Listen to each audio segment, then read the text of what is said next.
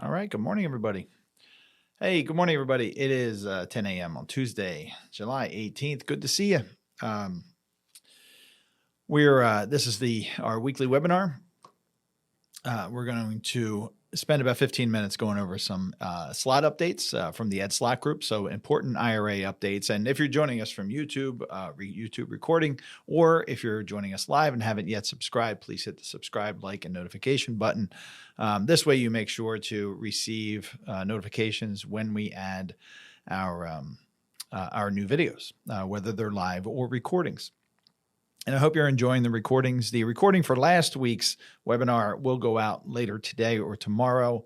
We're a little delayed on that one, but we'll get that out to you so you have it. So that was about market indices. So in today's Financial 15, which is at the end of the webinar, we're going to talk about inherited IRAs. We're going to talk about inherited IRAs and how you could potentially save tax money on inherited IRAs. This is a really common issue.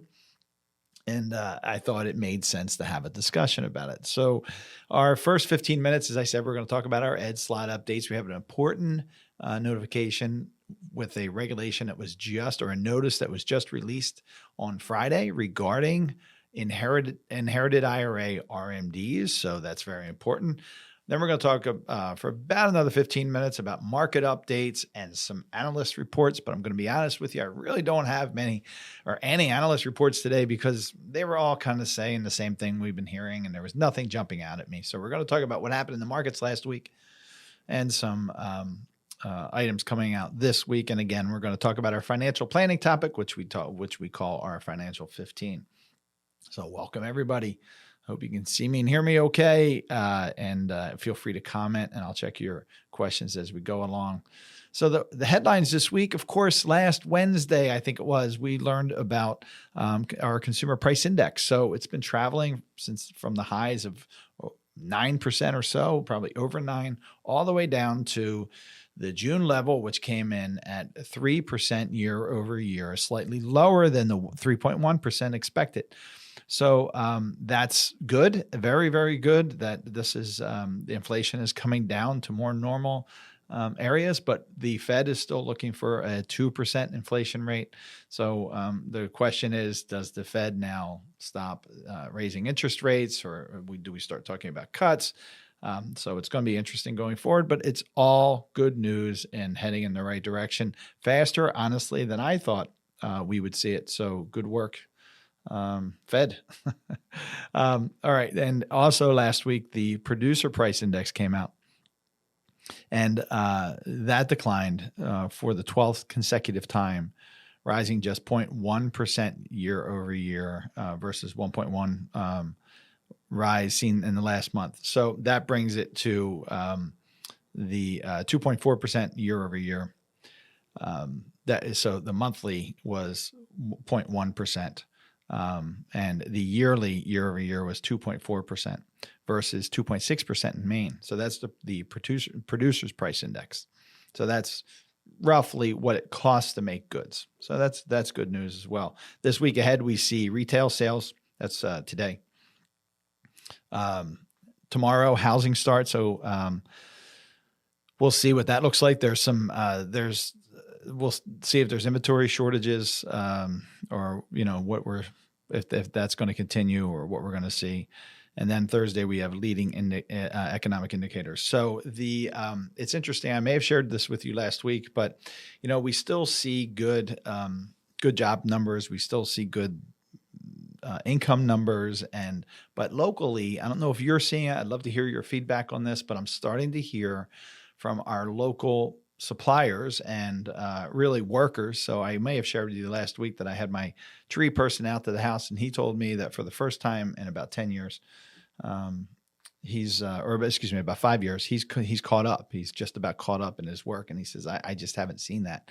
And I had a contractor out to the house last week because he was slow, and I had him do some odds and ends around the house, and I haven't seen that in quite a long time. So that's a good thing from an economic point of view. That slowdown, of course, it doesn't help those individuals who are concerned about work, but from a broad economic point of view, that's what we want to see to help dampen inflation. So I hope that's helpful. Let's talk about our Slott update. So that was headlines. I'm going to share this with you here in a moment. So the big news that came out last Friday was the IRS excused missed 2023 RMDs within the 10-year payment period and provides 60-day rollover relief. So let's read Ian's report. Share this with me here. If you're an IRA beneficiary subject to the 10-year payout period and would have had a 2023 RMD, that's a required minimum distribution, you're in luck. In Notice 2023-54, issued last Friday, July 14th, the IRS said it would excuse those RMDs, again, only RMDs for inherited IRAs. The IRS also said it would extend the 60-day rollover deadline for an IRA and planned account owners born in 1951 who received distributions in 2023 that weren't necessary because of the Secure 2.0 change that delayed their first year RMD from 2023 to 2024. So let me back up a little bit. For that one group that turned 73, and their previous RMD was 72, you can roll that back into your IRA. So again, I don't want you to think it's for every IRA owner. It's for one small group, folks who were born in 1951. Your RMDs that would have been due if you were 72 years old, became the age of 72, and prior to the Secure 2.0, that would have been your required beginning date, right? Your trigger age for your required beginning date. But with the new Secure 2.0, that is now age 73. So what the IRS has done is it allowed you to, if you took a distribution and you didn't want to, now you can roll that back into your IRA. So we'll talk more about that in a second. But there's a waiver of the RMD for beneficiary IRA holders only for 2023 under this notice. I know it's confusing, but let's go through some detail here. So relief for missed 2023 RMDs. The Secure Act provided that most non-spouse beneficiaries of IRA owners or plan participants who died in 2020 or later could no longer stretch RMDs over their lifetime. Instead, those non-eligible designated beneficiaries became subject to a 10-year payment rule. In its proposed Secure Act regulation from February 2022, the IRS surprised everyone by saying that in addition to the 10-year payout, annual RMDs are required in years 1 through 9 of the 10-year period for non-eligible designated beneficiaries. If the account owner died on or after his required beginning date, generally April 1st of the year after the year the owner turned 73 now,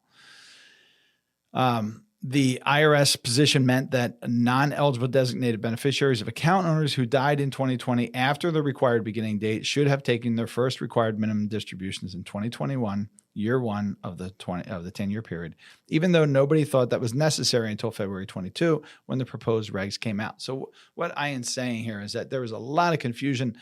We first thought that under the new regs, under the new rule, under the Secure Act, that you had to deplete your inherited IRA within 10 years. And then the IRS came back and said, no, we expect you to take required minimum distributions. And then they during that 10-year period also. But then they reversed that. And then they changed it again in further regulations. So if you're confused, so is everybody about the IRS's actions. But where we landed at with the proposed regulations that we're operating under now is that if the decedent who you inherited the IRA from began taking the required minimum distributions, had to begin taking the required minimum distributions, then you must continue.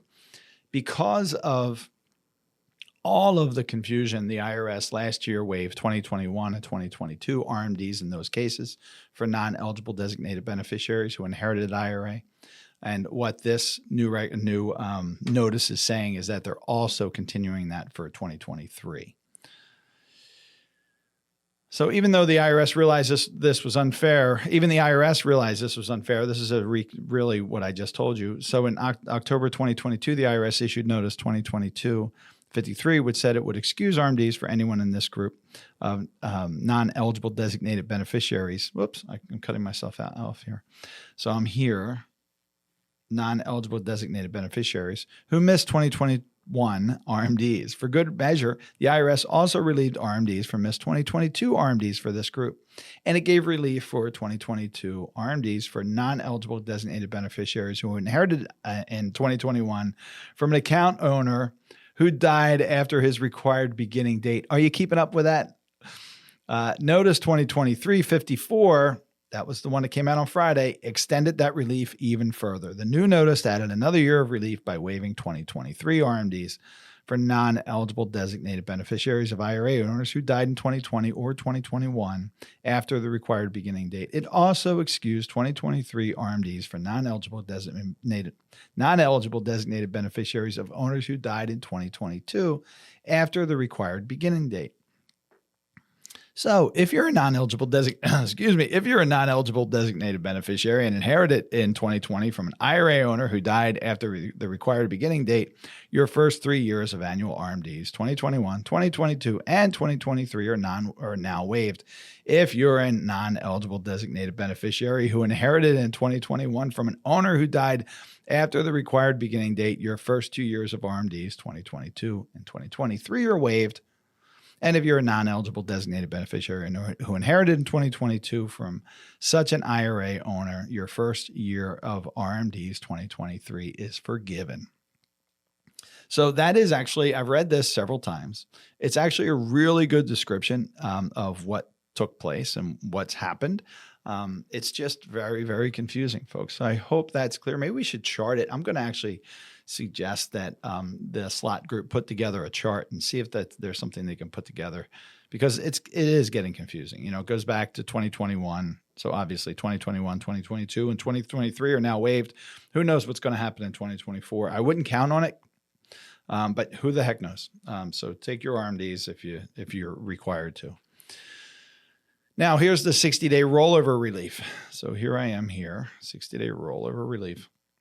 Notice 2023-54 also gave relief if you're an IRA owner born in 1951 and you received or will receive an unwanted distribution between January 1st and July 31st of 2023 that you want to roll back. Now, this is an individual IRA owner, not a beneficiary IRA, but only for those born in 1951, because you were operating, if you were born in 1951, you were operating under the idea that you had to take a required minimum distribution at age 72, but the Secure Act, and it started this year.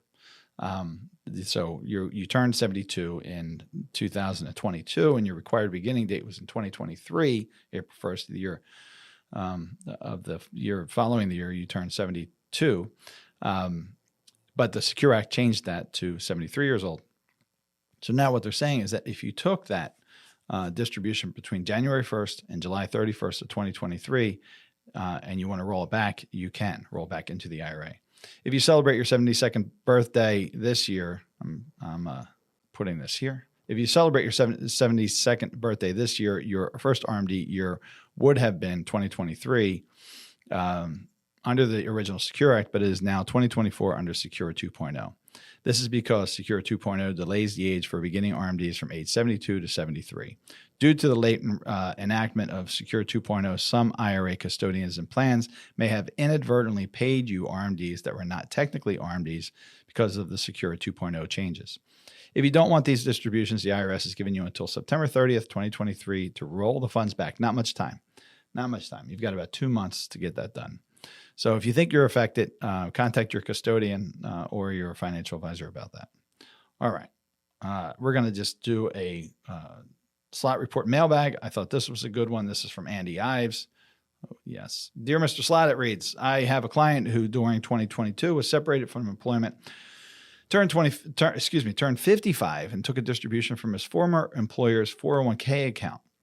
We properly used the rule of 55 exception to avoid the 10% penalty on the early withdrawal during 2023 During 2023, without consulting me, this person writes, he rolled the remaining balance of that former employer's 401k into an IRA and then took a distribution from the IRA account. Does the 10% penalty apply to this distribution? And this person's name is Mark. It's not me, but this person who's writing this is clearly a CPA or an advisor.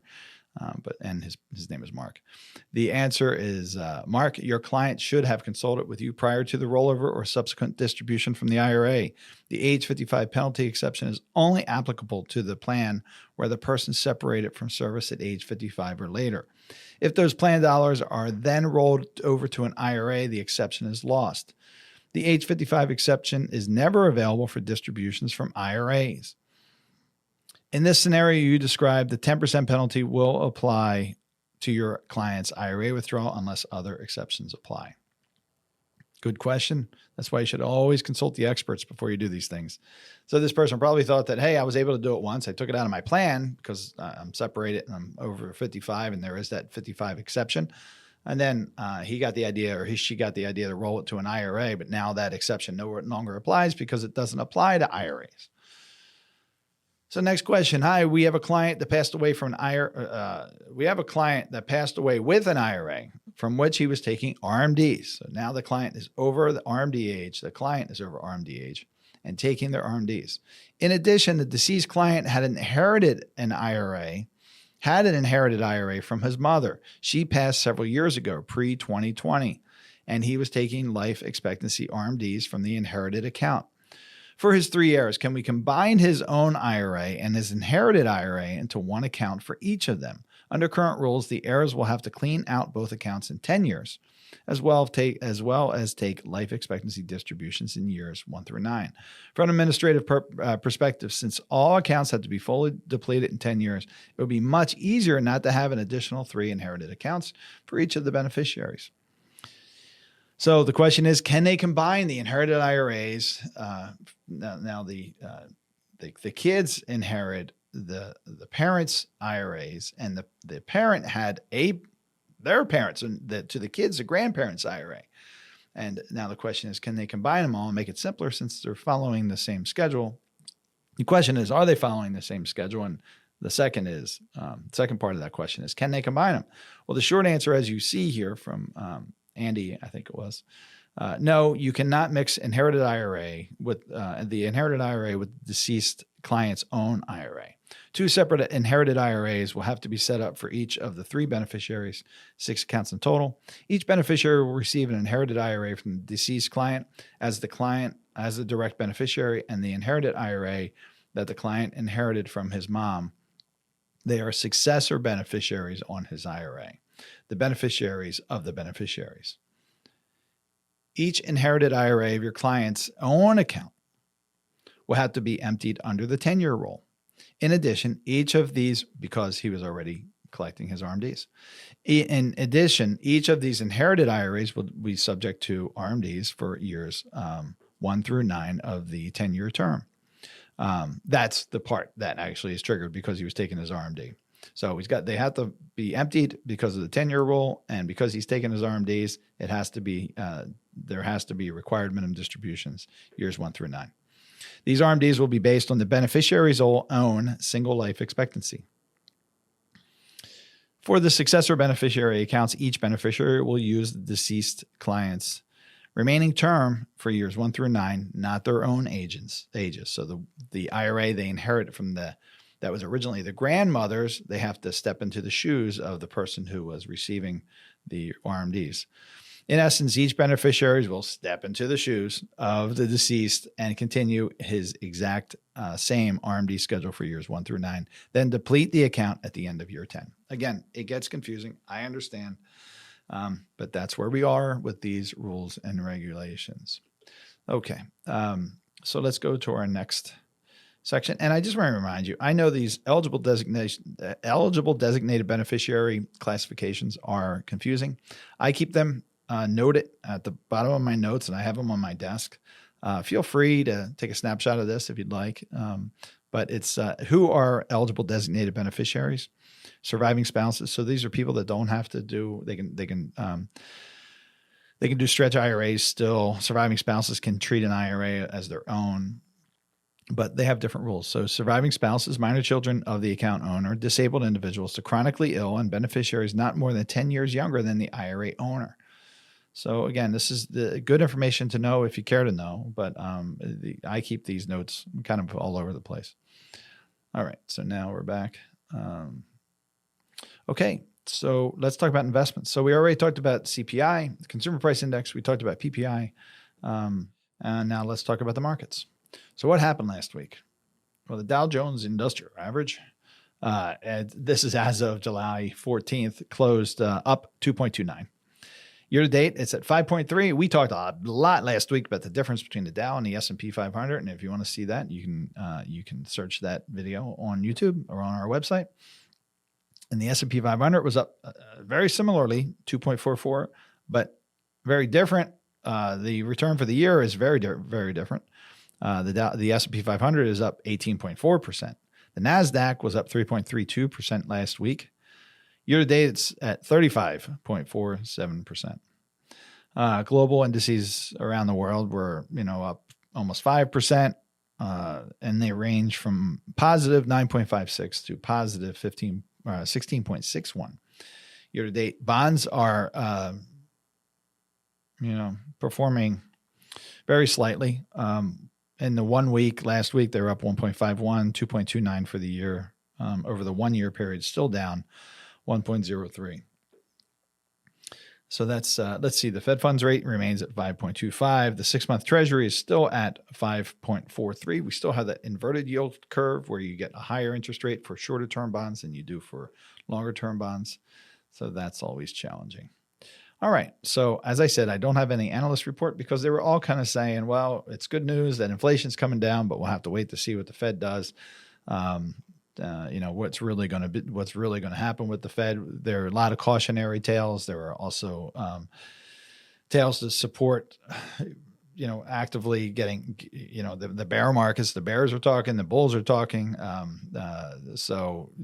Everybody has a different idea about it, but not everybody, but they're kind of waiting to see what the Fed is going to do. But listen, folks, the markets have performed very, very well this year and a lot of uncertainty. I think just about everybody is surprised by it. So we always want to operate in a position of defensive optimism, right? Have your situation set up the way it should be for you. Our theory about account segmentation, principal protection, and asset allocation, and really asset allocation, principal protection, and account segmentation. But you want that foundation in place so that you can appreciate these returns when we have them, but have that strong foundation so that when we have the quakes and the storms of the markets, that your foundation holds everything together. Hope that makes sense. All right, let's get into our Financial 15, and we're going to talk about inherited IRAs and how you might be able to save tax on an inherited IRA. So I'm just pulling up my whiteboard here. Okay, I think that's good. Okay.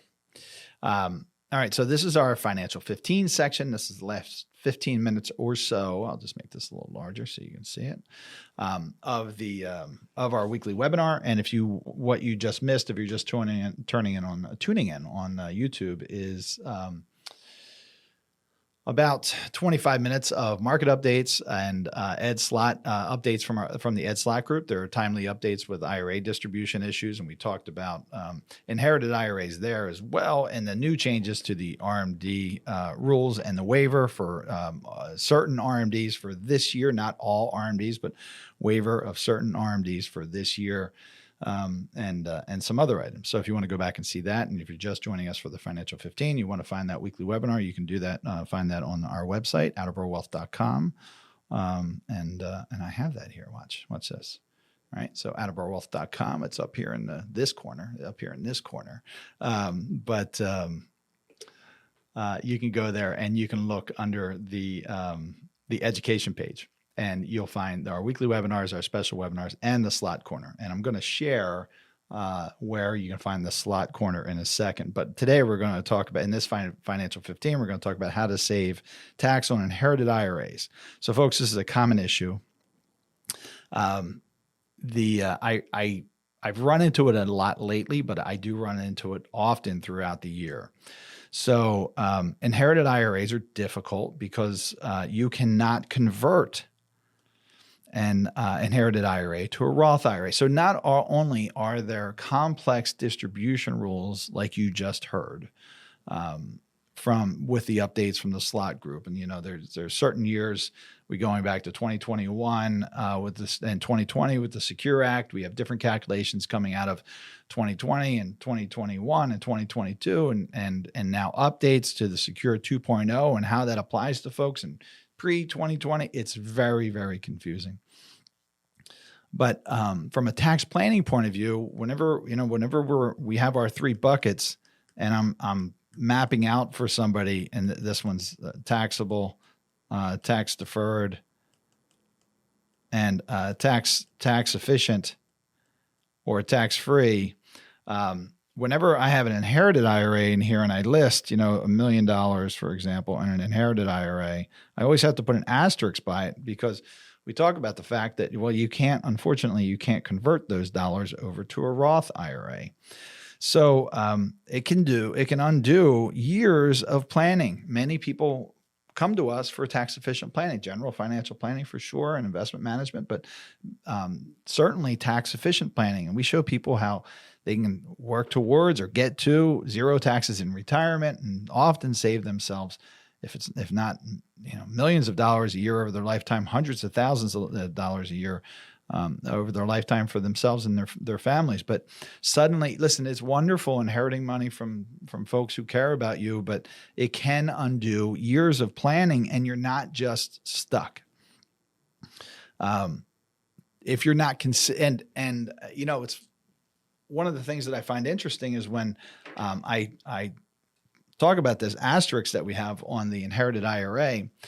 And I say you can't convert that money, so we have to figure out how else we're gonna spend that down or use it in a tax efficient manner. And many astute people who have been following the webinars and reading books, and they say, oh, I didn't realize that. I had one person who said, yeah, I think you actually can. I think you're wrong. But you can't convert it. Once you inherit it, you can't convert it. Maybe that'll change, but that's the rules now. And as I said, it can undo years of planning. So what are solutions? Well, one thing is so I'm over here, solutions. You can take advantage of qualified charitable distributions. So I did a whole webinar on June 9th about qualified charitable distributions and the rules. So if you want to learn more about what a QCD or a qualified charitable distribution is, go to that webinar and you can learn all the rules. But when we're talking about inherited IRAs, the beneficiary must be over 70 and a half. I know it's confusing because the old RMD age prior to the Secure Act used to be 70 and a half. That was changed to 72. Then under the new law, that was changed, or rules, that was changed to 73, and it's eventually going to be 75. But the IRS kept the age 70 and a half for QCDs. I promise that's the rule. It has not leapfrogged and followed this. QCDs are still 70 and a half. So beneficiaries must be over 70 and a half to do a qualified charitable distribution. So if you're inheriting from your parents and they've been doing qualified charitable distributions allow you to take money out of your IRA, send it directly to a charity, currently up to $100,000 per individual, and you don't pay tax on that. As long as it's a qualified charity and as long as it goes direct, there is no tax on that. So your parents may be doing that, but now if you inherit that money and say you're 60 years old, you cannot continue these QCDs. And if your parents were over RMD age, you have to continue RMDs. And I'm going to show you an effect of that, but you could see how it could undo years of planning, because you might have your buckets balanced, and you can, so just going back to a webinar about that, I did how to maximize your tax brackets, and it talks about how to balance these buckets, the ideal amount that you have in each bucket. And let's say you have your ideal amount in each one of those. And now suddenly this $1 million is spinning off, $35,000 a year. And that's increasing your modified adjusted gross income for things like IRMA calculations. That's the amount that you have to pay for Medicare. When you reach certain levels, it's the amount over the base Medicare price. It could increase, of course, your taxable income, increase your tax on Social Security and take you right out of the zero tax bracket if you got there. So, or significantly increase your taxes. So these are things you want to pay attention to when you're doing your planning. Don't just think about your funds, think about other people, close to you and people around you who may be sending you inheritances. So QCDs might be an option for you, but you, the person inheriting the funds, must be 70 and a half. So I have Roth conversions on here. But Mark, you said you cannot do Roth conversions. Yes, but your parents or the folks who are leaving you the money, right? Let's just call them your parents or the folks leaving you the money. I can't think of the correct term for it, but the folks leaving you the money, they can do Roth conversions, and we're going to have a little example of that. They might be able to do a life insurance retirement plan or cash value life insurance. Now, the deeper you get into past age 70, the harder that gets. So it's good to have these conversations now. And, again, I just, so many of my topics here are based on real conversations I have with folks. And it feels like just a couple of weeks ago, I was sitting with somebody, and this exact example that I'm going to share with you right here. I rounded these numbers just to make it easier. But this was the exact example. A fellow said, my father's 87 years old and he's got $1 million or so in an IRA and I'll be inheriting that. And I said, well, unfortunately you can't convert that money once you inherit it. And he said, I didn't know that. That kind of throws a fly in the ointment in this process. How do you deal with that? And I said, well, one way is your father, his wife is still alive too, but it's the dad's IRA. Your father can convert those funds. Now the natural progression is the IRA is going to go to the spouse, but father's 87 years old. I think his mother was 85 years old. There's going to be a transfer of that IRA probably at some point. So currently, a father owning it, the father can convert that traditional IRA to a Roth IRA before it becomes an inherited IRA. What's the benefit of that to the child? Well, the benefit is that we pay tax at more favorable tax rates. Again, these are the tax brackets we're looking at today. The tables I'm going to share with you, you can find at attleborowealth.com, and I'm actually going to pull that down and show you. This is part of the new website, so I'm excited to share this with you. But if you go to, here's the homepage. I'll just share the homepage with you. Let's see. Yeah, you're seeing that there. And if you go over to, let me move it a little bit so you can, that's not going to work here. Okay, yeah, you can see this here. So education and resources, I'm over here on the right-hand side. You drop that down and you go to the slot corner. And you just page down. There's a lot of information about the Slott group and what's good, so great about the Slott group. But you can download these charts right here. You click on here, access your free downloads. I promise there's no charge. But two of them this one here, the Uniform Lifetime Tables, and the orange one that just passed, we're going to be referring to today. But you can view these on your own and use them at your convenience and for your reference. There's the orange one. So now you're going to see that orange one right here. So we want to take advantage of these tax rates that we have today. These are the 2023 tax rates because we know that in the future, these taxes are going to be significantly higher, if not double. And our studies show that the average middle-class American is going to be in the 40 to 45% effective tax rate, probably by about the year 2030. So if that's the case, doesn't it make sense to consider paying taxes at a lower rate now for yourself and potentially for your parents? So it may make sense for your parents to, if they're concerned about their own situation and potentially what they're leaving you, then it may make sense for them to consider that Roth conversion. It's a really easy way to step in front of that issue of, oh, geez, I might certainly probably, within the next 10 years, potentially, I'm going to inherit this IRA. I've done all this tax planning work to minimize my tax exposure. I've been paying, the tax rates at 22 and 24% or maybe even 32%, but probably 22, 24% now to avoid these higher taxes. And then I inherit this money, which is great. But now I have to pay higher taxes on required minimum distributions, and I have to deplete it all within 10 years. By the end of that 10 years and take those distributions, and it's going to just kind of snowball on you. But all that goes away if that inherited IRA is in a Roth. You still have RMDs. You still have, there's no RMDs in a Roth IRA. Even an inherited IRA still has to be depleted by the end of that 10th year, but it doesn't, there's no tax. So even if you withdraw a certain amount every year out of the inherited Roth IRA, there's no tax on that, and it's not going to affect your tax plan. I hope that makes sense. But what you want to do, I laid out here what the situation was with the father. Again, he's 87 years old. This is important. The spouse is still alive, I wrote, because remember, people forget this all the time too. Look at the difference in the marginal tax rates for income for married filing jointly and for single. I know you've heard me say this probably 150 times, but your taxes basically double as soon as one of you passes away. And people don't consider that either. That's suddenly single.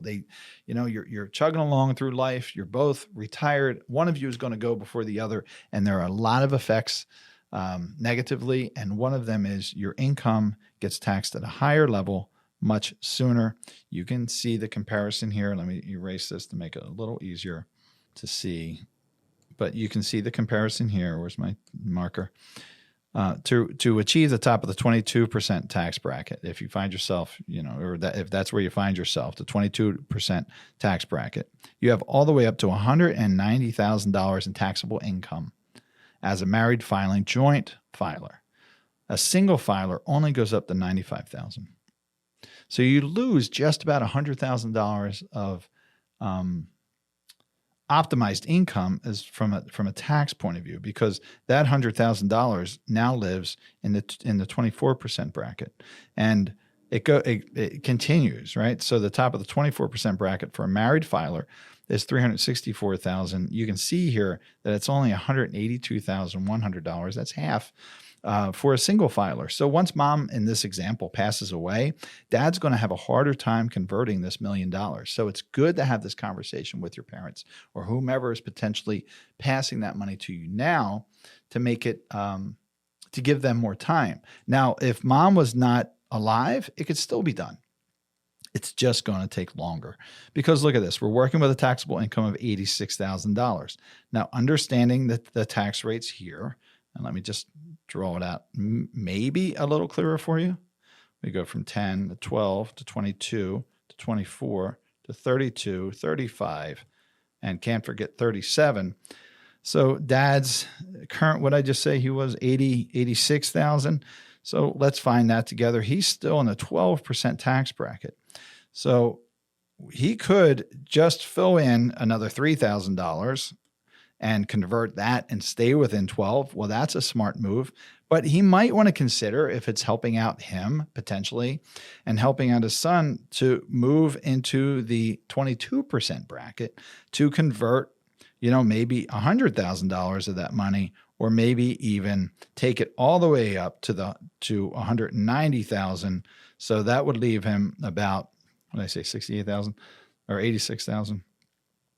So that would leave him, just about 100,000 that he could convert to go all the way up to the 190,000, the top of that 190,000. So even with, $1 million, and if he has to convert the entire thing, 100,000 a year, simple math is that'll take him 10 years, but you have to factor in growth. So that'll take even longer.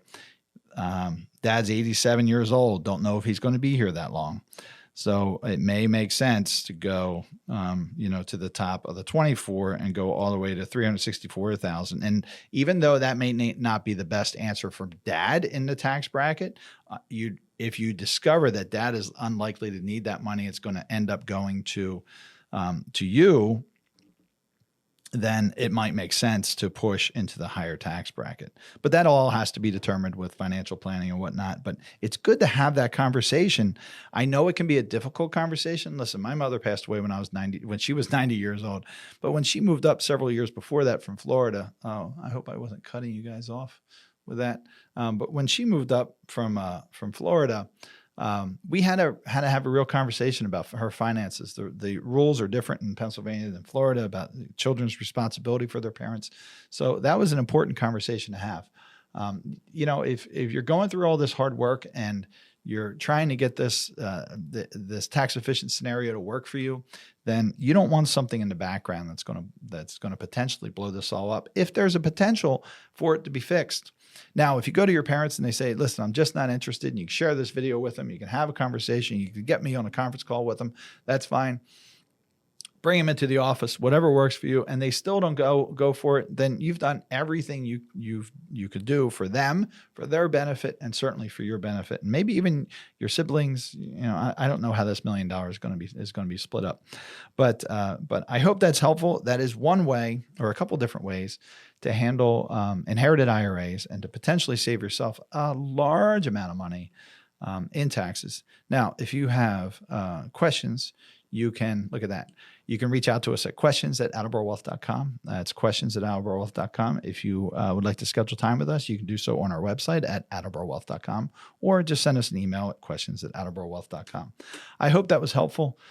It's now 10:45. We're going to end our broadcast for today. You're going to receive this video via recording. If you have any specific questions, please reach out to me via email, as I said, at questions@attleborowealth.com. Otherwise, enjoy the rest of your week, and we'll see you next week. Take care.